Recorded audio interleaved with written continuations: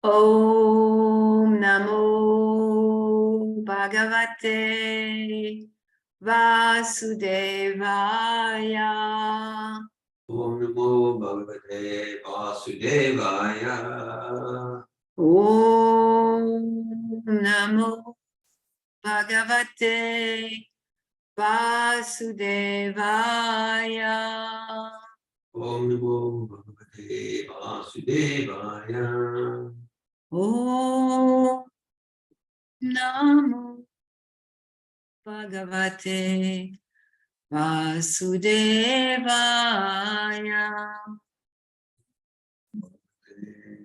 Vasudevaya. Narayanam namaskritya naram chaiva narottamam devim sarasvatim vyasam tato jaya mudirayat. For reciting the Srimad Bhagavatam, which is the very means of conquest, one should offer respectful obeisances unto the Supreme Personality of Godhead Narayan, and to Narayan Rishi, the supermost human being, and to Mother Sarasvati, the goddess of learning, and to the author, Srila Vyasadeva. We are reading today from the third canto entitled Status Quo, and we are reading when Vidura approaches Maitreya, which is chapter 4. And today we are going to read from text 33. So we can repeat one Sanskrit at a time, one Sanskrit word at a time. Vidura, Api, Udavat, Shrutva, Krishnasya, Parama Atmana, Kridaya, Upata, Dehasya, Karmani, Shlagitani, Cha, Viduropyudavat Shrutva, Krishnasya Paramatmanaha, Kridayopata Dehasya, Karmani Shlagitani Cha, Vidurapyudavat Shrutva, Krishnasya Paramatmanaha, Kridayopata Dehasya, Karmani Shlagitani Cha, Viduropyudavat Shrutva, Krishnasya Paramatmanaha, Kridayopata Dehasya, Karmani Shlagitani Cha, Viduropyudavat Shrutva, Krishnasya Paramatmanaha, Kridayopata Dehasya, Karmani Karmani Shlagitani Cha. Someone online would like to chant?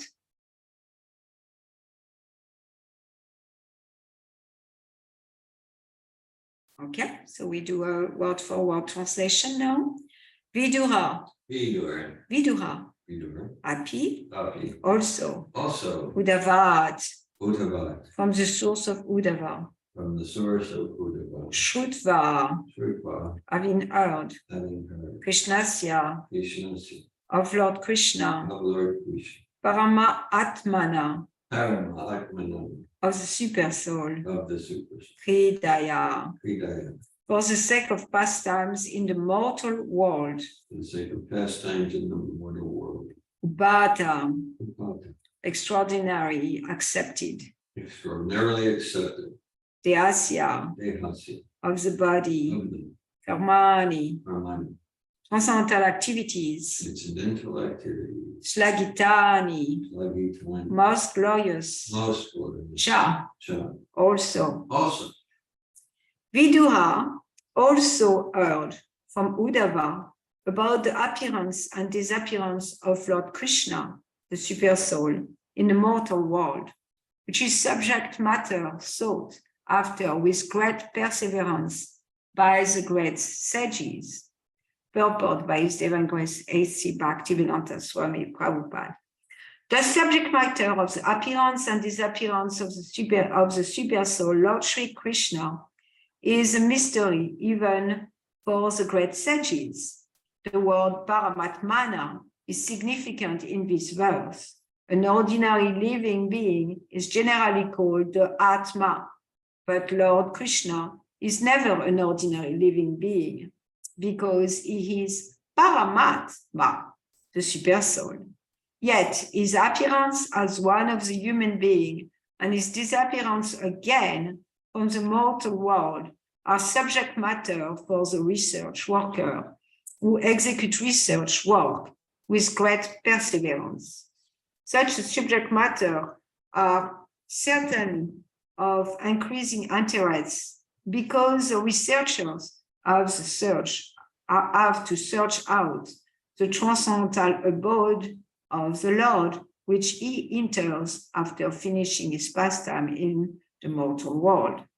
But even the great sages have no information that beyond the material sky is a spiritual sky where Sri Krishna eternally resides with his associate. Also, at the same time, he exhibits his pastime in the mortal world in all the universes, one after another.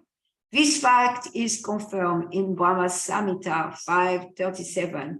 Goloke eva nifashatya kilatma bhuta. The Lord, by his inconceivable potency, resides in his eternal abode, Goloka.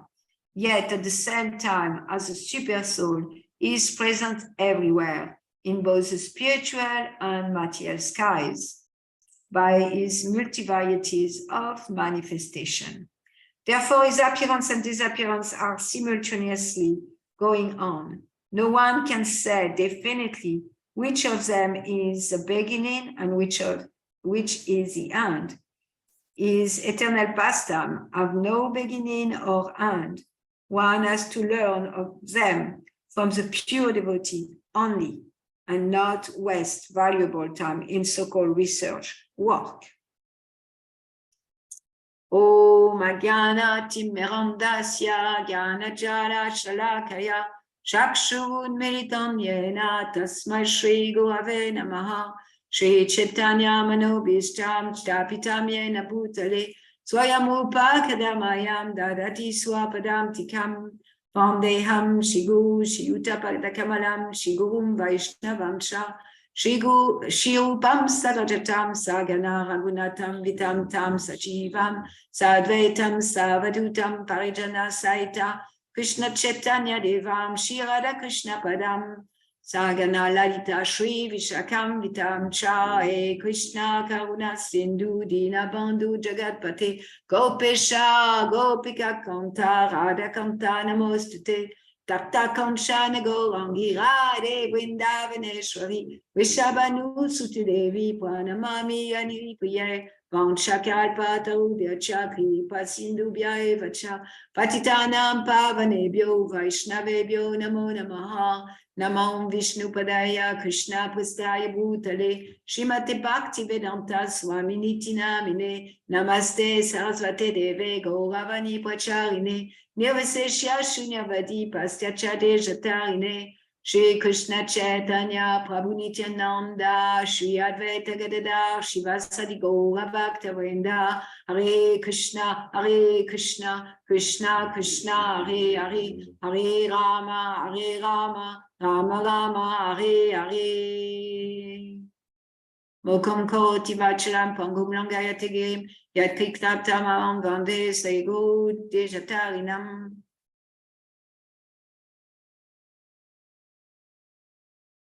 Vidura also heard from Uddhava about the appearance and disappearance of Lord Krishna, the super soul in the mortal world, which is a subject matter sought after with great perseverance by the great sages.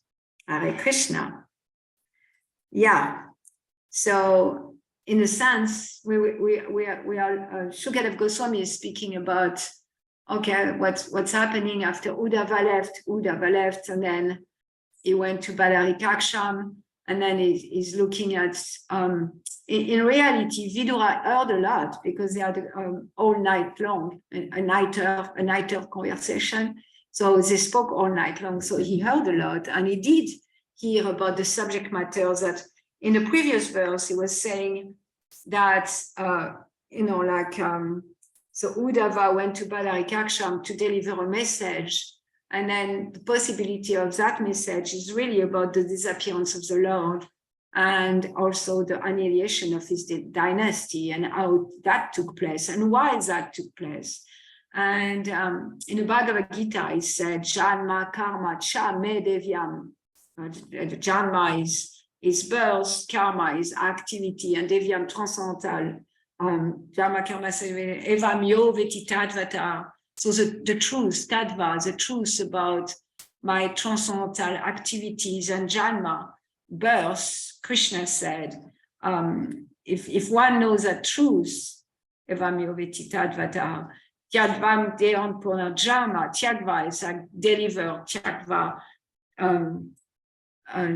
So one who understands that truth is delivered from this mortal world. You never have to take birth again. Never have to take birth again. Like Bhakti Emperor Arjuna, 90, so Arjuna. So he said to Arjuna, if you understand that, then that's it. That's it. Just understanding. So I was wondering, what does that mean? Because, if you ask me, I can tell you. I can tell you why the Lord came, and I understand how he come and all that. So, there is something deeper there to, to the word understanding and to understand the truth.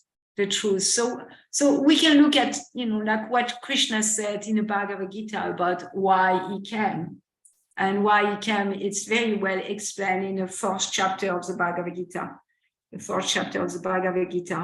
And so Srila Prabhupada speak about the sages that do research. And that's interesting because there is more and more scholars who are doing research. Like maybe even when Srila Prabhupada came, there was some scholar of the Veda in America, but not so many that were like looking about Krishna, Gaudiya Vaishnava scholar. But now that Srila Prabhupada came, there is way more. That's Gaudiya Vaishnava scholar. And why are they looking into Krishna's appearance and disappearance? We can ask ourselves why. And for me, the response is that because Krishna is all attractive. And they are attracted by Krishna, like so many people are attracted to Krishna. I was relating the other day in my class something I read about a devotee in New Zealand. In New Zealand, I think it was 2022 or 2021, but I think it was 2022. Like the government went down on the people so much that the people like went into a revolution, and then they occupied the government's place, and they were there for weeks camping. And so of course some devotees, they took the opportunity, okay, well, let's go there, because the devotees always having antenna. Where are the people? Where are big gathering? There should not be any big gathering on earth without the chanting of the holy name. That's simple. Any gathering on earth, any big gathering on earth, we should have the holy name of the Lord there, of course, to spread the holy name of the Lord. So that devotee, he thought, okay, let's go. And so at first he went just with a small group, but then more and more devotees joined him. And he was saying that I went, like, mainly what was happening is that it was really influencing the state of being of people, so much so that the police who were there to, keep peace, but also after a while push away all those people because they were against the government, and even so they were peaceful. It was a peaceful demonstration. Still, they were camping in the middle of the city next to the government building. So they were there, and the police were like there to kind of try to get those people to stop doing what they were doing. And they became aggressive afterwards. They destroyed the whole camp. There was a big peace camp. They was calling peace camp, a big camp, like people camped with there.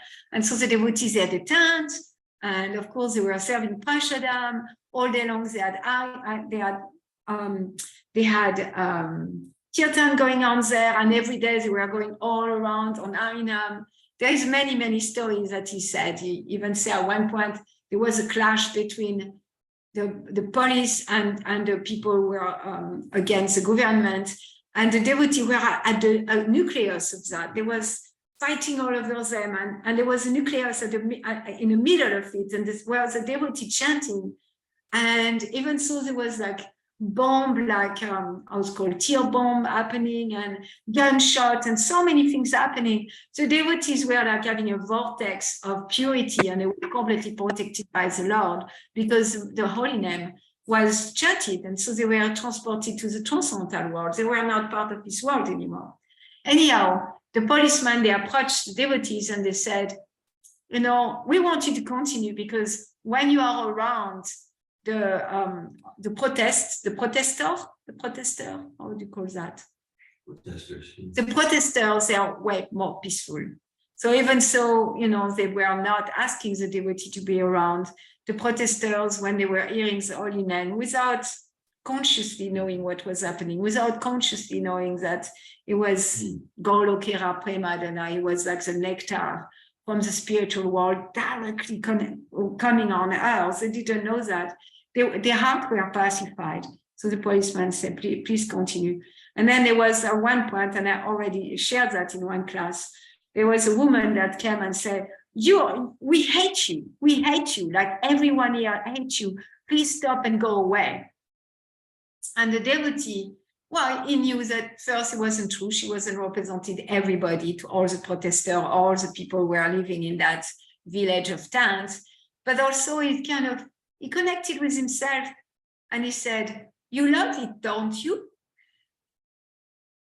And that's all he said. And then she went away. And then the devotee shared that a few days later, they were sleeping, because the devotee goes to sleep early. It's natural for a devotee, no matter what's happened around, the devotee is very clear that the most important thing is that, there is nothing for a devotee to do at night. Activities are in the morning, so they were asleep. And they heard a group of people chanting Hare Krishna. Because what the devotee did, it was very, very smart. What they did is during days and weeks, really, they chanted one tune, Srila Prabhupada tune. Hare Krishna, Krishna Krishna, Hare Hare, Hare Rama,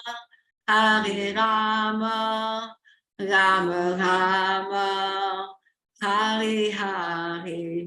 So like 12 hours a day, they were chanting that tune. So of course, naturally, it was really impacting the heart of the people. And even on a material level, they had to remember the tune, because we can use so many tunes, so many complicated tunes, so many, and I like those myself personally.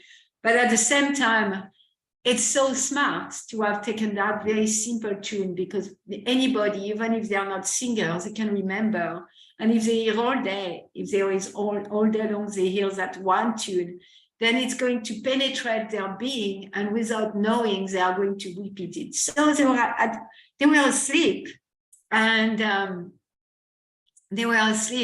they heard someone chanting. They said, well, it's not the time to have Harinam. That was their first reaction, because when you are awakened in the middle of the night, maybe you're not transcendental right away. And then they peep out and they saw that the woman they had told, like, you love it, don't you? She was the one who was leading a group of people to chant Hare Krishna. So, of course, the conditioning of people is, I don't want Krishna, I don't want the holy name, but we don't want to believe that. This is not true. This is not true, because the soul is yearning for Krishna. That's all the soul wants, to understand Krishna, to be with Krishna, to serve Krishna, because it's a natural, it's a constitutional position of the soul. So similarly, those researchers, why are they researching into someone who was born 5,000 years ago? Why? Because they are attracted, but they don't want to surrender. So in fact, Srila Prabhupada said in one of his purports, the 4th chapter of the beginning verse itself, he says like it's like having a jar of honey and then trying to lick the honey by licking the jar.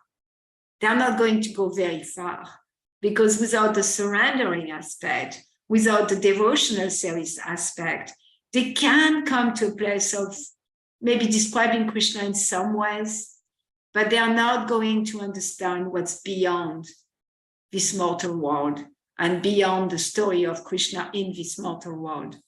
And it's Krishna is immortal, is eternal.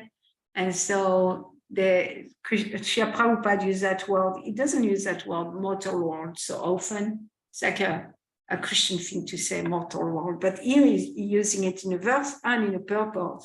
So we have the immortal coming in a mortal world. And why is he coming in a mortal world?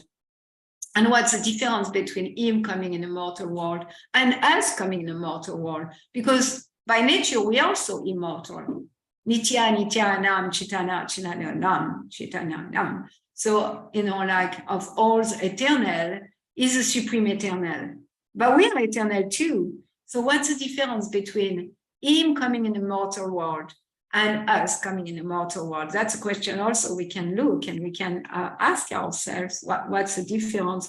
And Krishna shared in the 1st chapter of the Bhagavad Gita, and he said to Arjuna, and one of the first difference we can look at for those texts is that he said to Arjuna that many times you and I came and you don't remember any of those things. We don't remember all our births. But Krishna said to Arjuna, I remember all of them. So that's one difference. Like the tiny soul, like we are, we don't remember. We don't remember. We forget. We forget, and the Lord remember everything. And in fact, the Lord in the heart, Paramatma, Srila Prabhupada in a purport, he said, there is Atma, we are all Sat Chit Ananda, full of knowledge, full of knowledge, we are eternal existence, we exist eternally, we exist when the body dies. We have nothing to do with this body. This body is made of 5 gross elements, and this body is made of 3 subtle elements. And originally it was pradhan, the soup, and then it became mahatattva, the differentiated, elements. And then through the second creator of Garbhodakashayi, Vishnu, and Lord Brahma, it becomes different bodies, but it has nothing to do with the soul. The soul enters those bodies. And in fact, we can look at that. Prabhupada sometimes says the body is like dwellings. And so we are kind of renters. Yeah, we rent. Mm-hmm. It's not our dwelling because we don't own it. When this is done, when the lease is over, it's over. When the lease in that Malini, devi, dasi apartment, dwelling is over, I don't own it. I cannot say, no, it's mine. Mm-hmm. It's over, finished. It goes back to the 5 elements. It goes back to the 8 elements. And that's it. And so we are constantly renter. maybe we rent, and we rent a kind of, it's not really renter, it's kind of being put into a dwelling, say, you live here. Like during the communist regime in Russia, somehow I was connected with Russian communist regime. I visited East Germany when the Russian was still occupying. So basically, you didn't have much choice. The government will tell you. And if you were a citizen right now of North Korea, it will be the same. If you're good to the government, and if you do good job and you smile at the government and support the government, you get to have nice dwellings in a nice city. But like if the government doesn't really like you, or for some reason something, then you may be sent in a place where there's no food and where you just have one room with maybe electricity, maybe not. So that's more like that. In America, we can choose our dwelling. And sometimes people tell me, oh, I'm a soul and I came here because I have a mission and I choose this incarnation. No, that's not how it works. As long as we are under the mode of material nature, this is illusion. This is madness, really, to think that way. Because we didn't choose our dwelling. We didn't choose our dwelling. And this dwelling is full of happiness and distress. And even that we didn't choose. We don't choose the amount of distress we're going for. And we don't choose the amounts of happiness we are going for either. So in a sense, we are always renting, and we are forced to rent different dwelling, like maybe sometime in the form of a dwelling in the form of a tree, sometimes a dwelling in the form of a bird, and all that. But still, we are renter. We don't own the bird's body. We don't own it's owned by the matter, by the material energy. And Krishna there's no difference between Krishna's energy and Krishna's form and Krishna's personality. So he owns it all. He owns it all. So that's okay. So because of that, because we are renters and forced renter, we have a tendency to forget, and Krishna never forgets. So that's one thing that we can look at the difference. And so the Atma, Parama means supreme or super, supreme, super, superior, Parama. So Parama, Atma. So there is a distinction between the Atma and the Paramatma. And so the Lord, in a first chapter, I will read a series of verses.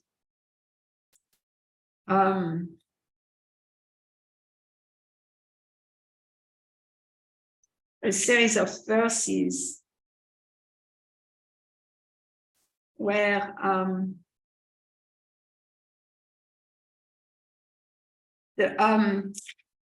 verse 5, Shri Bhagavan Uvacha Bauni mi vyatitani janmani tavacha arjuna tanyaham veda sarvani nadvam veta parantapa. The blessed Lord said, many births both you and I have passed. I can remember all of them, but you cannot, O subduer of the enemy. So that's clearly the Lord is unborn, and he doesn't have, Prabhupada said, no end and no beginning. And Advaitam, Achyutam, Anadim, Ananta Upam. Adim means prime of all, Adi Purusham Tamaham Bhajamin.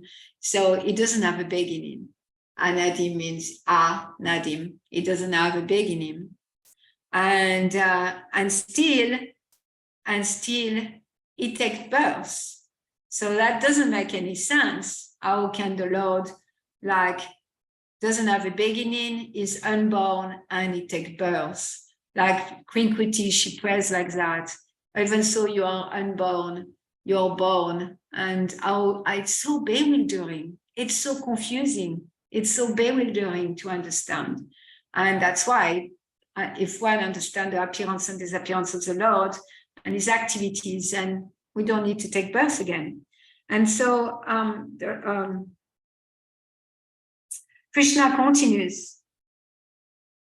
Although I am unborn and my transcendental body never deteriorates, and also I am the Lord of all sentient beings, I still appear in every millennium in my original transcendental form. So the Lord appears in every millennium, and he appears in his original form as Krishna in every day of Brahma. He appears in a 8th Manu and 28 millennium. So the life of there is 14 Manu in the life of Brahma, and the 8 Manus, that's when Krishna comes. 14 Manus in the day of Brahma. In the day of Brahma, yeah. What did I say? Oh, day of Brahma, yeah. There is 14 Manu in the day of Brahma, and so the 8 of the 14 is Vaivashvata Manu. And for each Manu's life, it's like to think of those numbers. He helps us detach from this one lifetime. That's not even a flash in eternity, not even a flash.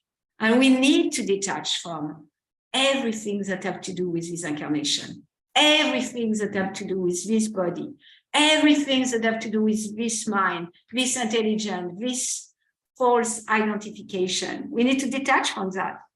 So those numbers, they help to us see things in a broader perspective. So Manu, the lifespan of a Manu, so there is 14 Manu. The lifespan of Manu is 71 cycle of the 4 yuga, the 4 yugas, and it's 71 cycle of those. And so on the 28th cycle of the life of Manu, then Lord Krishna comes. And he does that in every universe. In every universe, for every day of Brahma, he enters the universe and he manifests his eternal pastime is in original form. So he does that in a way that's seamless. So that's why Srila Prabhupada says it's difficult to know the beginning and know the end of Krishna. The birth and his appearance and disappearance are very difficult to understand. And often Srila Prabhupada and Lord Chaitanya, they give an example of the sun. So in a sense, from our perception, we think that there is a beginning of the day, when the sun rises is the beginning of the day, and it's the beginning of the life of the sun. We can be in that place. The sun rises, the sun's coming, and then the end of the day, the sun disappears. But the truth is that the sun is shining all the time. It never stops shining.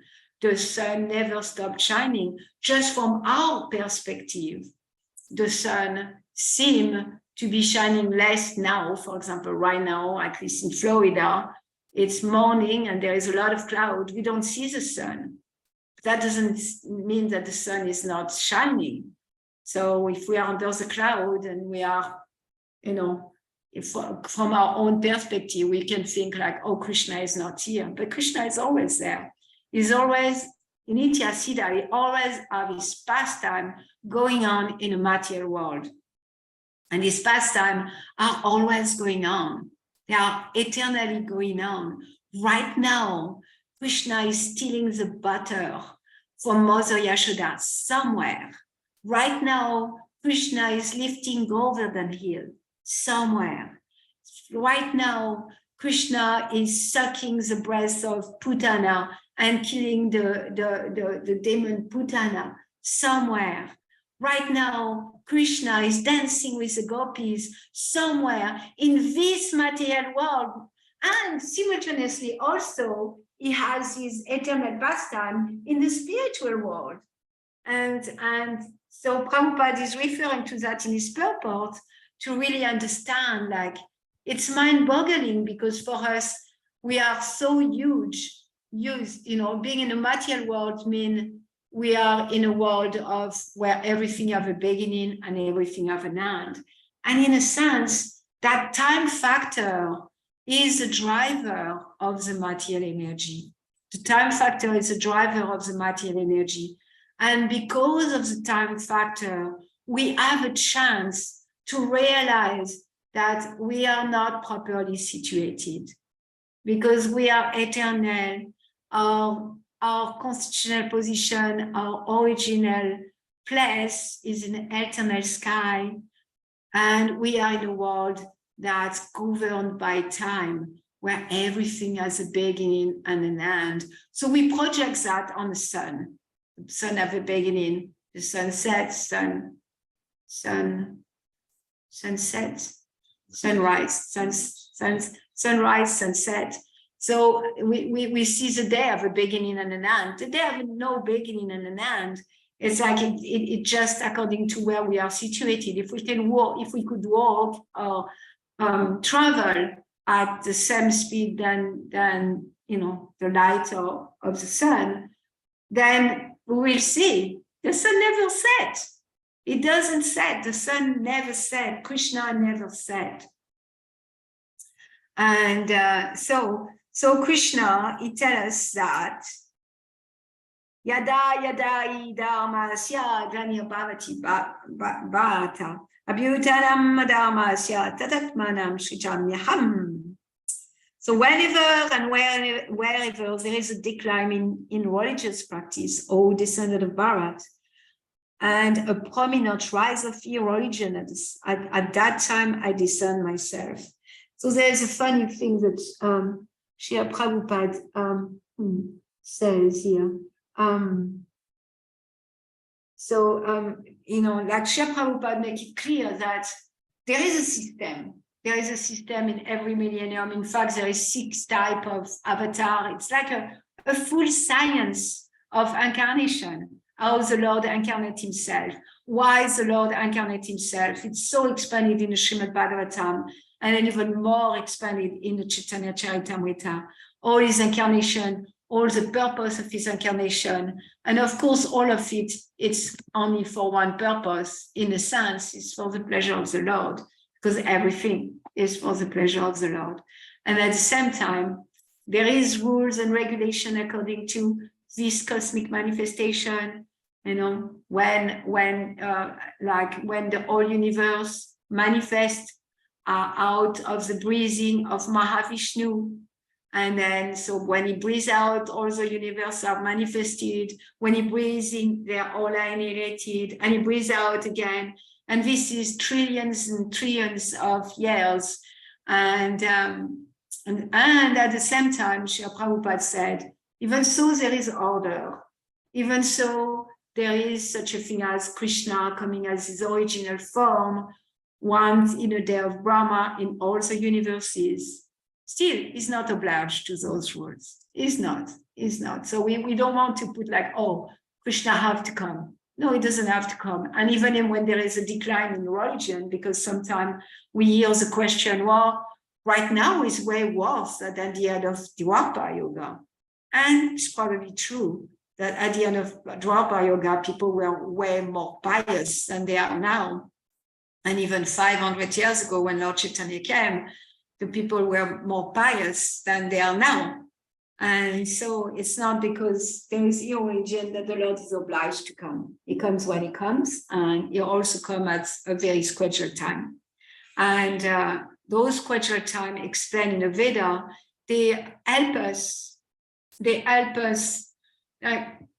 sort out the misguiding of some unscrupulous yogis or people who have some power who pretend to be God and claim to be God. So our protection is to take shelter of the Vedas and to see what are the characteristic and activities of God when he presents himself as an avatar, and through following, because all the laws of material nature and all religion law and religious activities are given by the Lord himself. So he's protecting us in so many ways. In so many ways, he protects us. In so many ways, he helps us. In so many ways, he wants us to let him be in control. He wants to let us, like, please let me drive. Please let me be the chauffeur of your chariot, like Arjuna. It's very significant that Arjuna, Krishna, on the battlefield of Kurukshetra, he was the chariot driver of Arjuna. And we can also allow Krishna to be our chariot driver, because we do have a chariot. We have the chariot of this body. This body belongs to Krishna. We have the chariot of our mind, Manoratina, the chariot of the mind. That's also Krishna's. That's also Krishna's. You have the chariot of the intelligence. That's also Krishna. And it's deeper. It's closer to the super soul, our intelligence. And still, there is deeper. Deeper is intuition. And intuition, if we listen to it, then we can allow to listen to the voice of the super soul and allow Krishna to be our chariot driver and guide us. And then to that surrender, to surrender naturally, our love for Krishna is going to awaken to that surrender, because we are going to see the magic of what he does with us, because we are going to see the magic of his love. We are going to experience his love. And when we experience someone's love, naturally we want to reciprocate with that love. We want to, out of gratitude and out of wanting a relationship, then, and out of wanting to know that person who loves us, then we render service. Because research doesn't lead anywhere. The only way to connect with Krishna, the only way to relate to Krishna, the only way to understand Krishna is when he reveals himself to us. When he reveals himself to us. And how does he reveal? Not by research, not by academic anything, not by our effort. There is a verse in Chaitanya Charitamrita, Madhya Lila 22, it says, not even to our japa, not even to our devotion. It's like Krishna, even like everything that's in the Bhagavad Gita, expand in the Chaitanya Charitamrita, and it's all there. It's Patram Puspam Phalam Toyam. So he said, if one offer me with love and devotion, that's all he wants, love and devotion. We don't need to do big things. We don't need to be a big person. We don't need any of that.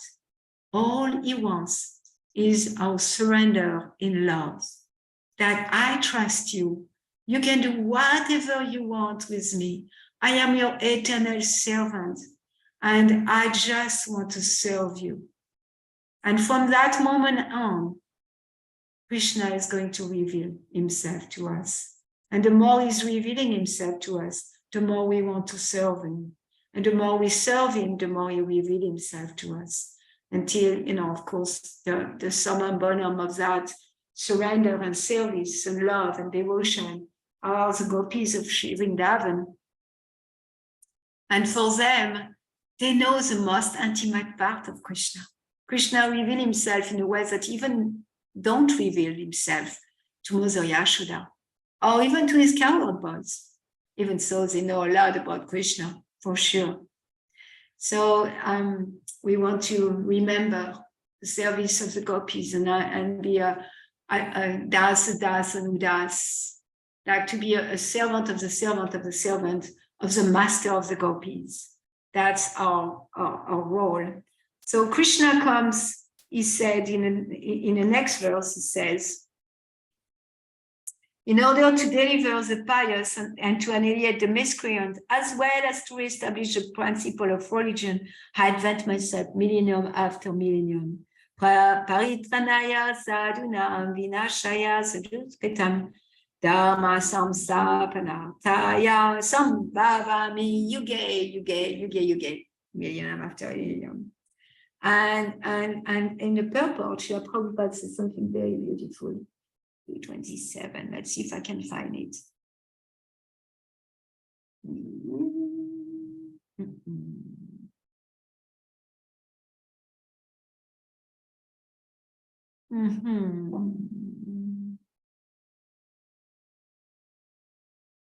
So he said, so here is the verse say, okay, to annihilate the miscreant and otherwise establish the principle I advent myself. And in the purport, Srila Prabhupada said, Lord Sri Krishna descends for the specific purposes of mitigating the anxieties of the pure devotees who are very anxious to see him in his original Vrindavan pastimes. So sometimes we think, oh, the Lord come to protect his devotees. Yes, that's true. He come to protect Prahlad Maharaj. Prahlad Maharaj was, constantly harassed by his demon father, wanted to kill him. So Lord Nrsimhadev come roar and kill his father. That's true. But Prahlad Maharaj never asked for that. Prahlad Maharaj didn't ask for the Lord to come to protect him because his father was trying to poison him and burning and crush him and do so many crazy things to him. And Prahlad doesn't ever. All he wants is to glorify the Lord. He wants to chant Hare Krishna, Krishna Krishna, Hare Ram, Ram Ram, Hare. And his fun is to do Sankirtan. He preached to his classmates all the time, and he tells them to chant Hare Krishna, and he has Kirtan with them. He's not concerned. He's not concerned by the anger of his father. He's not concerned by the power of his father. His father was so powerful that the demigods were running away from here just when he was moving the top of his eyebrow like that. Like Lord Hiranyakashipu would do like that, and the demigod will be trembling in fear. And that's show us how a pure devotee of the Lord, an unalloyed devotee of the Lord, is far, far, far superior to any demigods, because the demigods, they were scared of Hiranyakashipu.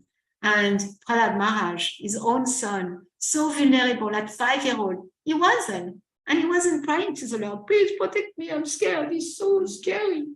No, he was chanting and be happy. He didn't ask for anything. He was just chanting and be happy. So I'm going to read that sentence again because I believe that Srila Prabhupada gives us such a key here for the appearance of the Lord.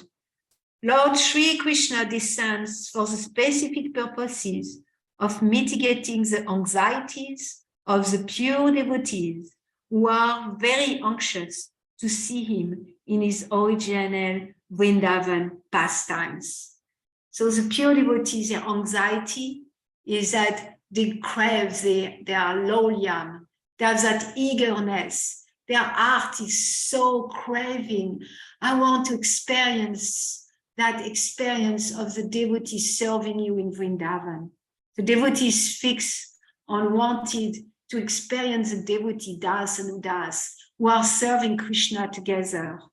Ananta Koti Vaishnava Vrindaki. All the devotees in Vrindavan, when we read Krishna book, that atmosphere is pervading Krishna book of all the devotees. They are just absorbed in serving Krishna together.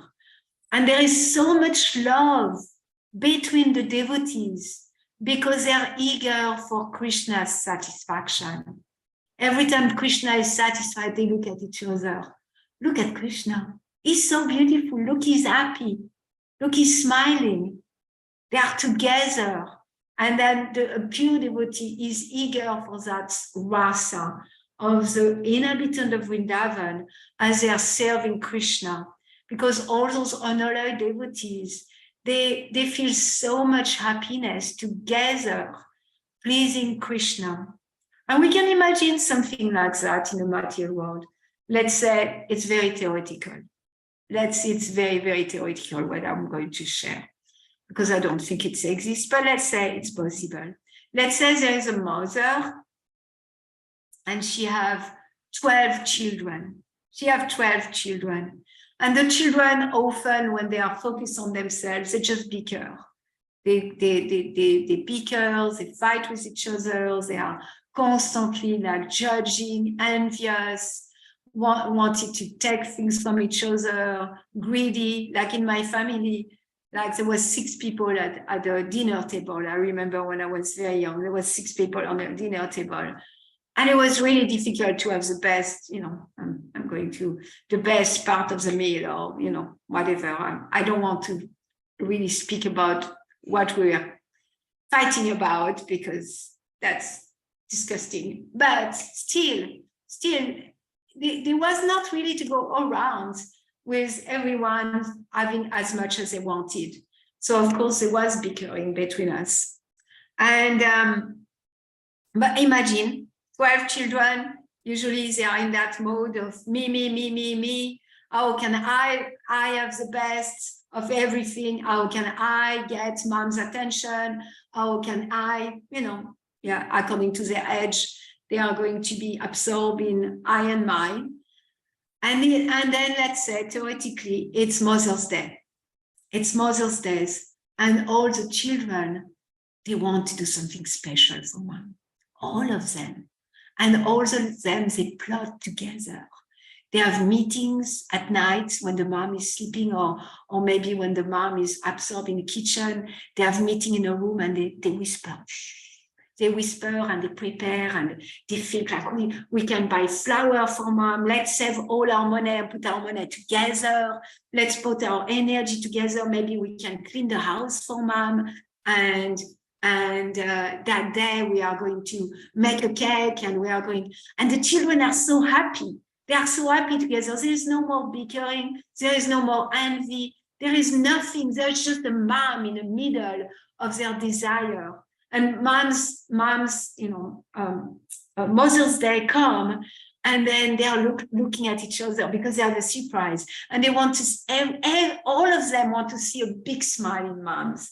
They are loving mom together, and when they look at each other, they have so much cooperation, so much sense of. There is a word in French. Like symbiotic desire, that they are one. They are one, all of them, they are one. And they are so happy. Every movement that the mother make, they are so happy together. They are forgotten about their I and mine. They are forgotten about being envious of each other. And when we read Krishna book, we experience that from the inhabitant of Vrindavan. They are so happy. They have only one centered attention. One centered attention to serve Krishna with their love and devotion. And because of that, when they look at each other, they just want, you serve Krishna, you go serve Krishna first. And they laugh, and they are so, anyone who make Krishna happy, you just increase their desire to make Krishna happy. It's transcendental competition. Transcendental competition is free of envy. It's free of I and mine. It's free of anything. It's just like, I'm going to make Krishna's lunch. Oh no, I'm going to make Krishna's lunch. Like when we have festival, we can be in that film. Like next big festival is Lord Ramachandra appearance there, but we can also aim at Janmashtami, be in that mood. I'm going to make some best plate for Krishna, and we are going to together see Krishna smile. And when Krishna smiles, we look at each other and we are so proud of being together and serving Krishna together. So that's the mood. And so Krishna comes because of the eagerness of the devotee to see that, to really be in contact with that. And Srila Prabhupada is so merciful that he gives us Krishna book, because Krishna came 5,000 years ago and appeared. He didn't come, he appeared. Of course, he's still in our cosmic manifestation. He's still here, and he's eternally manifested in Vrindavan anywhere, like in an unmanifested form. His appearance, he never disappears. He's manifested or unmanifested. That's also there, like the sun. He's not always manifested, and he's always there. So, of course, I have thousands of other things I wanted to share with you, but I'm going to stop here. Please chant Hare Krishna, and when we chant Hare Krishna, we can be in that mood that we are chanting for the pleasure of Krishna. We are chanting in service to Krishna for the pleasure of Krishna, and we are serving together. Congregational chanting of the holy name is chanting together. And as we absorb ourselves in chanting together, let's meditate on that mood that, oh, we are chanting, our voice is one, like the children, those 12 children, their voice is one, to make us smile on their mother's face. And as the voice is one in Kirtan, we are all glorifying Krishna together in a mood of pleasing Krishna and forgetting 100% about I and mine, even my spiritual advancement or my anything. It's just Krishna's. Okay, Hare Krishna, Krishna Krishna, Hare Hare, Hare Ram, Ram Ram, Hare Hare. I'm going to read the verse and purport again.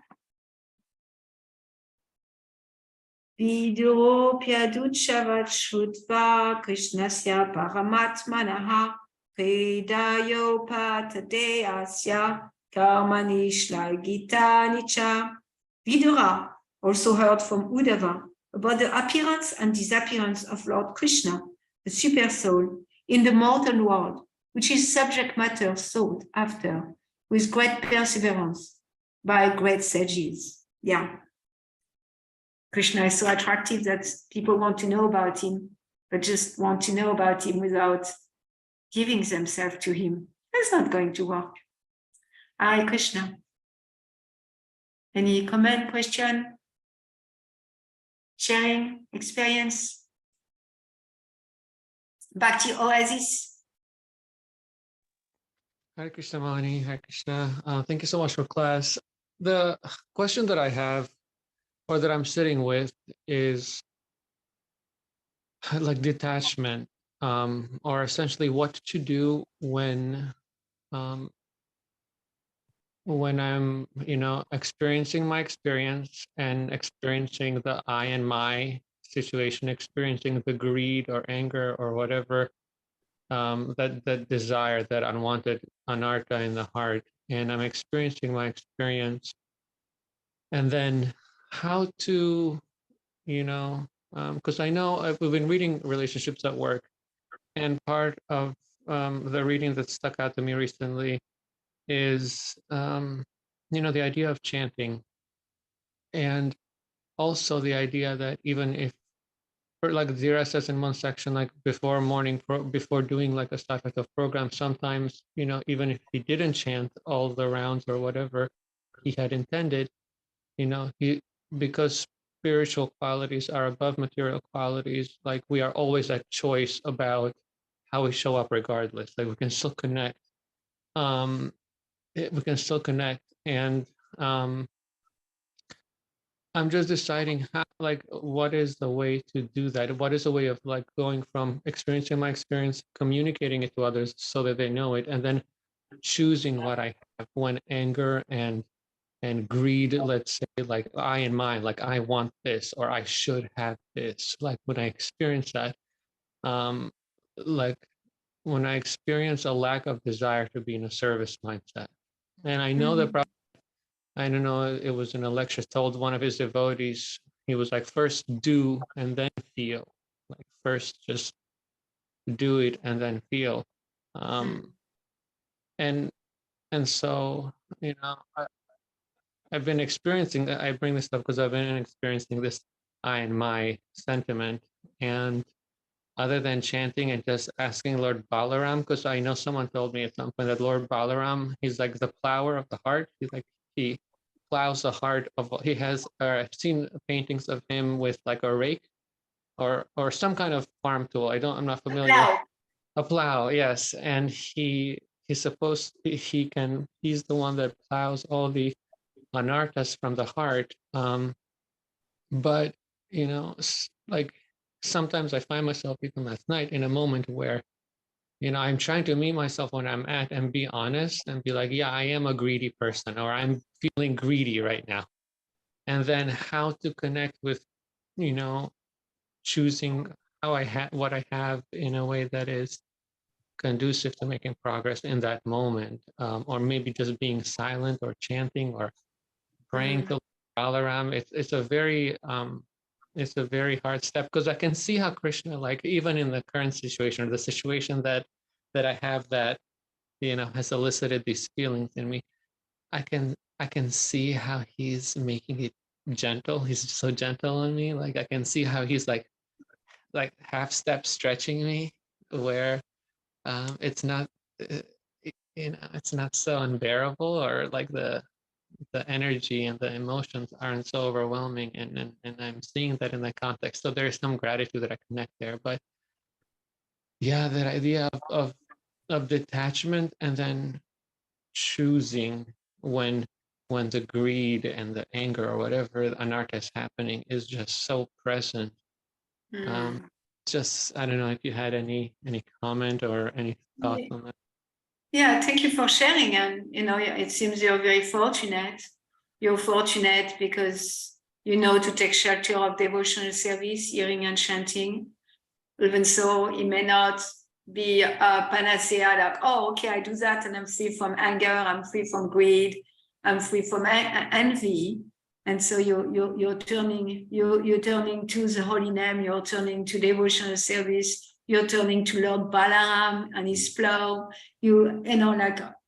so that's beautiful. Then let's have a lot of greed and envy and anger if the result is that I turn to Lord Balaram. So because the goal of this life is not to have a better life, or it's not to even clear our interpersonal snag, or it's not. The goal of life is to be in service to Krishna and to be with Krishna. So that's what comes to me, is that, wow, you're very fortunate, Georgie, that first you're being honest, Srimad Bhagavatam, Swagata Krishna, Punyachana, Kirtana, Vidyantasto, Yabhadrani, Vidunoti, Switch Satam, Sri Krishna, the personality of Godhead, the super soul inside the heart, clean the material desire from the heart of the truthful devotee. So truthfulness is the last leg of religion, and there is nothing else. We are not going to make progress to austerities, or cleanliness doesn't exist, like all the other limbs of so truthfulness. So you're truthful. You're saying, I'm greedy, I'm angry, I'm a snake, I'm envy, I'm not surrendered, and you suffer from that. And you're turning to the holy name, you're turning to Lord Balaram, and what else can be done? And you're looking at that, clearing externally, doing the work externally, and at the internal work that I found very conducive, that is very manifested in the Acharya's Vaishnav song, is to tell Krishna. Because if we come, like, if I'm honest enough, and that's a blessing, to be honest enough to see the greed in my heart is a blessing.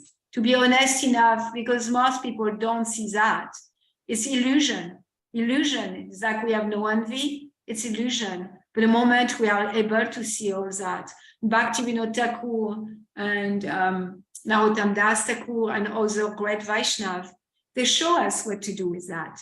They show us, like, be honest here, I'm so contaminated, Krishna.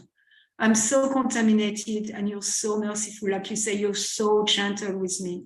I deserve so much more. I deserve to be slapped by Maya and kicked around, but you're so merciful that you allow me to chant your holy name. And I'm so greedy. I'm so fallen. I just want money. I'm a wicked person. I take advantage of people. And all that, back to, take away sins. And when we are in that mood of really acknowledging in a way that it allows us to really experience real humility, not false humility. False, oh, I'm so humble. Oh, yes, you're right. Like whatever. But the real humility, it doesn't show. It's a humility of the heart, of what you're presenting, like really feeling so fallen, lower than a blade of grass. Lord Chaitanya said, in order to chant constantly the name of the Lord, we need to feel that, yes, I am greedy. Yes, I want to fight. Yes, I want to protect my false ego. I want to take a stand for my false identification. Yes, I'm doing all that.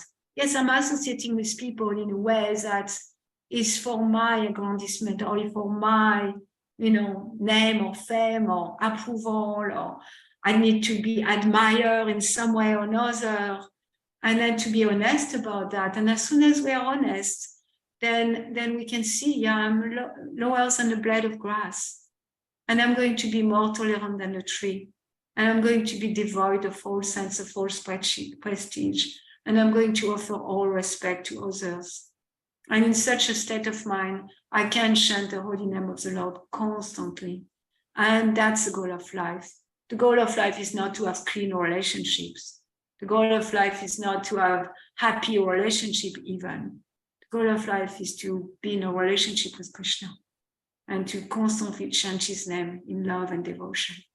I appreciate very much your response. The idea of false humility, I'm definitely connecting with that. And it's when looking at all the ugly things, because I think, having that truthfulness to look is good, but then you almost want to shut the door on it because it's so ugly. You don't want to, I feel right away. And that's why I want okay, how do I choose what I have right now? And I think that Danielle was telling me, because I don't know where we were reading, she pulled it out of one of the books, but it was something like 12 qualities of a devotee. And one of them, yeah, and I think it was something, the last one was is silent, And so I think I need to maybe become more okay with sitting with it, not needing to move through all the experience your experience, communicate it, choose what you have, all the steps. Maybe I just to be brave to I think it's really nice, I think, to have awareness, but then I think it's even more brave or nice to just be able to sit with it and trust that Krishna will give me your class this morning, where if I can just maybe just be silent and just hold it, and then trust that he's always reciprocating with whatever is supportive to me. And then today, I had your class and I feel better, I feel more realization than I had last night. So just that, even though that's the hard thing, is to just sit with the ugliness and then get clarity. So I appreciate that very much. Hare Krishna. Hare Krishna. Thank you, George. And I appreciate closing the door. Really, if we look at what the closing the door is, I want to maintain my false ego. I want to protect my false identification. Let me that door open. This incarnation, this body, because that's such the body. This body is obvious. Like Kaliya. Kaliya is a serpent, and he's so venomous that he killed the inhabitant of Vrindavan. He killed all the dear friends of Krishna through his poison. He's so venomous. He's he's killing all. He's so venomous. And still, Krishna is so merciful that he danced on his head. He had Krishna's lotus feet on his head, which is seeked by the greatest sages, the greatest ascetic. So let me be a snake. And if I realize that, yeah, this is not me. I'm a spirit soul having a human experience. And in this incarnation, in this, I say incarnation not in a way that's used for Krishna, but incarnation means flesh. I come in a flesh. In that flesh made of the 5 elements and the 3 subtle elements. Yeah, I have a tendency to be envious. I have a tendency to be greedy. I have a tendency to want to associate with the wrong people or do the wrong thing. And coming to a place, I'm not closing the door. And I'm going to offer that to Krishna and say to Krishna, I know I'm your eternal servitor. I'm a spirit soul. And in this human experience, I'm getting sidetracked again and again by my envy and my greed. And then, we don't close the door. And closing the door is missing an opportunity. Closing the door is reinforcing the false ego. Closing the door is separating from the gifts that Krishna gave us. All those moments of they are all opportunities to let go of the false ego, to let go of the false identification. They are great. They are wonderful. And of course, they have their own process, maybe lasting for 24 hours, maybe last for a week, maybe last for a few months. But trusting the process, like Tatenu Kampan Shamanu. Anyway, I don't remember the rest. But basically, this verse says that, like a devotee, he understands that this is my karma. The suffering I'm going through right now has nothing to do with the people around me. It has nothing to do. If it wasn't there, it would be someone else playing the same role. It's unfortunate they are playing that role, but that's the role they are playing. And the devotee also understands that this is just a drop of what I deserve. That in fact, I can see that in my own life. I'm feeling like if I didn't, have the mercy of Srila Prabhupada to come and be engaged in his service, in his movement, even so most of the time I don't, I'm still very fortunate. I have his blessing. I don't know, I will have suffered so much. I probably will be dead because according to my chart, I should be dead. It's very amazing I'm alive. But because we only receive a drop of our karma, then the devotee is conscious of that. Oh, Krishna, I deserve so much more, and you're so merciful with me that you're just giving me a drop. And Krishna, I know that you're here for me. I know that at one point or another, you're going to show up. I know that at one point or another, I will remember you. And having that faith is liberation. Full liberation from the material entanglement. Having that consciousness, it's full liberation. Thank you for your question, George. Thank you, Hare Krishna. Hare Krishna. Anything else?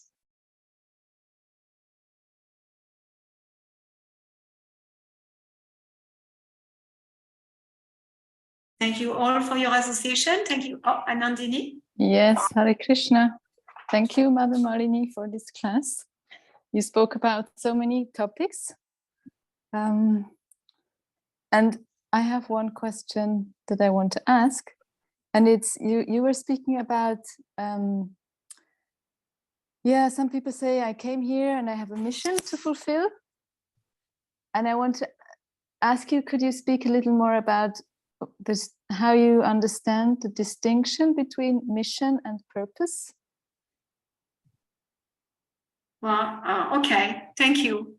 What I was referring to is that people kind of trying to avoid responsibility for the fact that they are not liberated, that they are conditioned soul, that they came here because of their karma, and that they receive this body because of their past activities and desire. And, because the illusion is that, oh no, I came from the spiritual world, I have a mission. Some people are in that space, and I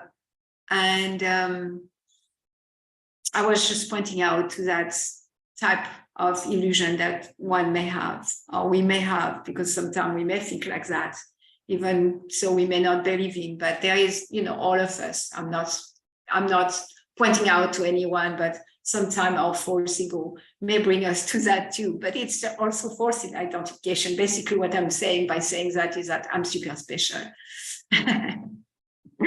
And no one is special, the Lord. And so that's what I was pointing out to. And then in a sense, there is only one purpose, to life. The purpose is like we are spirit sort of in a human experience, and our purpose is to come back to the reality of being servant of the servant, like manifesting ourselves as Krishna's devotee, servant of Krishna. And then and that's the purpose. The purpose is to use this human form of life, the vehicle of this human form of life, with our different psychophysical nature, that, our different psychophysical nature may lead us to think, I have a mission because we have some abilities, and it's our psychophysical nature. I think it's more humble to say it's our psychophysical nature that lead us to be served in a certain way. And I'm just saying what I found is conducive for the consciousness of like surrendering to God. And then we need to practice Bhakti Yoga. We need to serve with our body, mind, intelligence, the mission of the spiritual master. So that's our mission. Our mission is to serve the mission of the spiritual master, because the spiritual master is also Nitya Siddha. He has Nitya Lilas. He has eternal Lilas. Srila Prabhupada is somewhere in this universe too, in a material cosmic manifestation, not necessarily in our universe. So Srila Prabhupada, he does have a purpose and a mission when he descends. He descends like Krishna and his pure devotees, in unalloyed devotees, they have a purpose and a mission in coming in the material world. We don't have a mission or purpose in coming in the material world beside our God, illusion of project that we are important and we want to enjoy separated from Krishna. That's our purpose really when we come to the material world. But the pure devotees in Krishna, they have a mission and a purpose, and their mission and purpose is to reclaim the conditioned soul, is to reclaim those who are in illusion that they are this body, or they are this mind, or they are this intelligence, or in illusion and separated from Krishna, and suffering because of that, suffering because it's like a very, very hard pain to bear to be separated from Krishna. So we want to serve the mission of the spiritual master. We want to serve the purpose of the spiritual master. We want to serve the mission of Krishna when he comes on earth. And, ultimately, we want to become, so eager to see Krishna in his Vrindavan pastimes, and to bring him to us by that eagerness, Lolyam.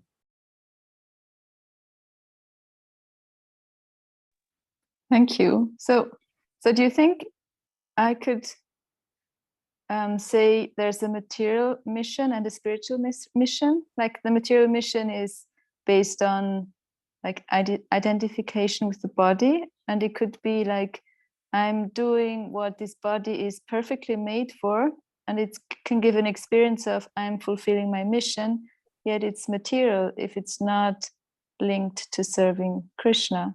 And then there's the spiritual mission, and that's the mission of serving the mission of the spiritual master. If it's helpful to see like that, if it's helpful for spiritual life to see that I have a material mission and a spiritual mission, why not? If it's helpful.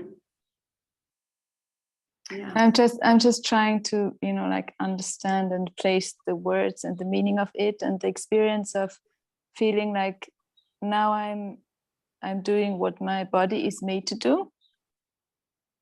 That's also an experience. Yeah.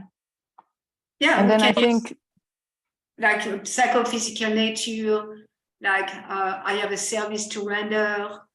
We all have like seeing ourselves like I have a service to render, and maybe someone will use like I have a mission to render.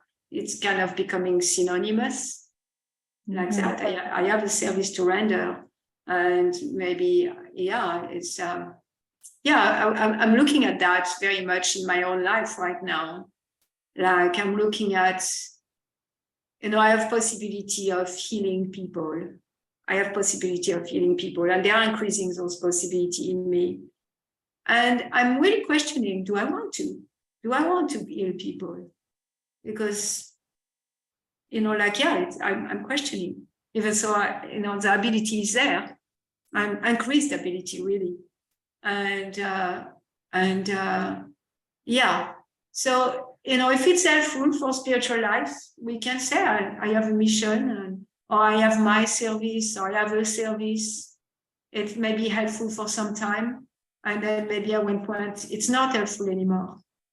Then, it's like everything is, everything in the process of devotional service that we may adopt during our progression may be helpful at one point. And like if we look at personal development, for example, I found it very, very helpful for people to uncover and come more conscious and come to the mode of goodness. But if people continue to do personal development and personal development becomes a goal of their life, then it becomes a hindrance to surrender to Krishna. So what was helpful for the spiritual life, maybe at one point, then later on, like everything in the material world is still in the world of duality. It's not absolute. So everything that's not really direct service to Krishna is not absolute. So maybe I will feel a sense of mission, and that sense of mission is going to purify, the mode of material nature. Sense of mission turned to be very, very good to purify Raja. But okay. So I have a sense of mission, and that sense of mission kind of gets me going. But that sense of mission, maybe at one point, it's not anymore useful or conducive for my spiritual life. And what's conducive for my spiritual life is to just focus on my spiritual master mission and not separating the two, or like that. So I'm just saying whatever is conducive, like the process of Sharanagati. One limb of that process of Sharanagati, of surrendering to the Lord, is to accept what's favorable to the service of Krishna. So having a sense of mission, I call myself a missionary, completely. I really feel, I feel resonant with that sense of missionary. And I don't feel I have a mission. And it's conducive for my spiritual life to feel I'm a missionary, but I don't have a sense I have a mission.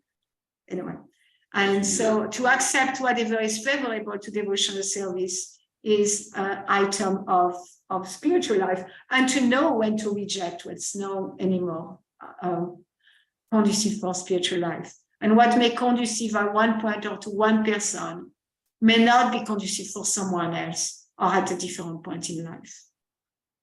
You wanted to say something? Yeah, my understanding was your assistant should qualify with his mission. Your assistant should qualify with his mission. Gajendra Prabhu, you have your Anandini. Thank you for your question. Do you have more you wanted to add? I didn't hear what Dear Govinda said. He said, because I think he wanted to translate my sense of feeling like a missionary, but not feeling I have a mission. And he said, I think he was translating, you are assisting Srila Prabhupada in his mission. That's what he said. Gajendra Prabhu, you have your hand raised. Yes, related to what Anandini asked and you were just discussing, I think there's also some connection to what Srila Prabhupada talks about in Bhagavad Gita, where he talks about prescribed duties. I know there's a place where, maybe due to our psychophysical nature, our prescribed duty in the Vedic system might be a certain thing. But then Prabhupada also talks about transcendental duty as prescribed by the spiritual master. And so I think it somewhat connects to that. Yeah, so much. Thank you for bringing that. That's so important. Because even yesterday I was reading, and Srila Prabhupada's in one of the purport in a fourth chapter of the Bhagavad Gita, is speak about the most important is establishing Varnashram Dharma. And it's so connected because the Varnashram Dharma, it's kind of everybody have a prescribed duty according to their psychophysical nature. And to rendering the prescribed duty through the guidance of the spiritual master and the devi Varnashram, which is with the goal of reaching Krishna, then one make progressive advancement. And then there is, of course, many places where one is supposed to give up the prescribed duty. So again, I think it's really being honest about where one is at. And because if we keep going with the same thing that we did yesterday, because yesterday it was true, then even if today is not true anymore, we may, stifle our surrender to Krishna, to really become an instrument, to really not it's not about me anymore. It's not about my psychophysical nature anymore. It's not about anything, but really allowing the spiritual master to use me as a puppet, or super soul using me as a puppet. And maybe I will do things that are according to my psychophysical nature and prescribed duty, or maybe not. And prescribed duty are so important, and no one should give up prescribed duty in a state that will be damaging for not only that person, but society also. Thank you. Yes, it's so connected. Thank you very much for bringing that point up, Gajana Prabhu. Damayanti Prabhu? Hare Krishna. This was a wonderful discussion in class. Thank you. I just wanted to tie something together because you were talking earlier with George about just being honest, and you're bringing it up again, just be honest and aligned and connected with the real truth of the matter. And I just had a realization that I often want to know, what is my service, my nature, or, okay, I'm supposed to do austerities. And so I have to figure out how to do austerities or do my japa service. And I'm controlling, I'm trying to know the answer of how to surrender and, I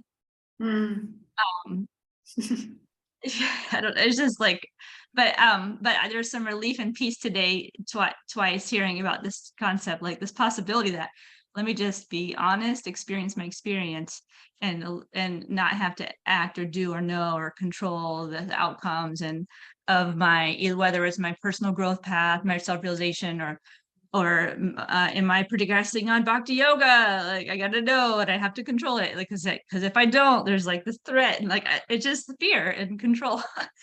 So I felt some possibility of liberation, oh man, if I could just be honest, slow down, breathe, and have a little trust, a little faith that and answers do come, answers or answers do come for me to progress on my spiritual path.